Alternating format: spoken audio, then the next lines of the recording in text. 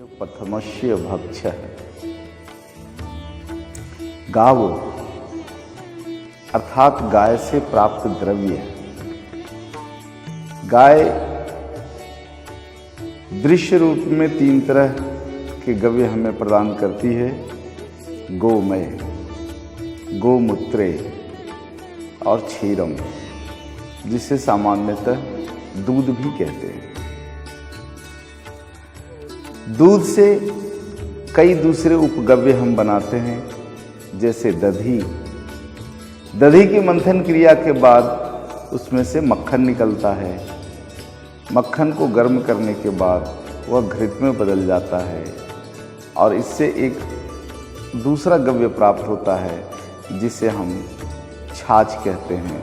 मोर, मज्जिगा आदि से संबोधित करते हैं। अथर्ववेद के इस सूक्त का भाव है गावो अर्थात गाय से प्राप्त द्रव्य। कैसे हैं? तो इसकी तुलना वेद करते हैं सोम से, चंद्रमा से, कि गाय के सभी गव्य चंद्रमा जैसे शीतल हैं।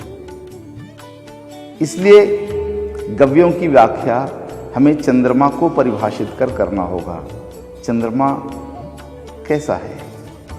चंद्रमा पृथ्वी का एकमात्र उपग्रह है जो सरल, शीतल और सुंदर है। इसलिए भगवान शिव अपने मस्तक पर चंद्रमा को धारण करते हैं।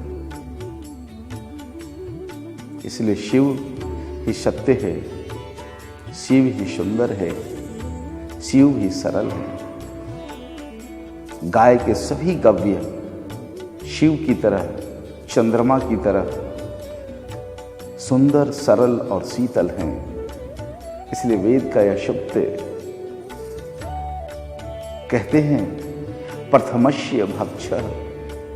इसलिए मनुष्य को पहली बार इसका भक्षण करना चाहिए। मनुष्य पहली बार कब कब भक्षण करे? मनुष्य जब अपनी मां के गर्भ से निकलता है तो उसे अपनी मां के दूध के पहले इन गव्यों का भक्षण करना चाहिए। और प्रतिदिन प्रातः काल जब हम उठते हैं तो नित्य क्रिया से निवृत्त होकर हमें इन गव्यों का भक्षण करना चाहिए।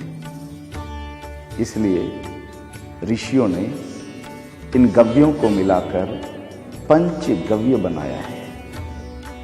पंचगव्य बनाने की एक सरल क्रिया है।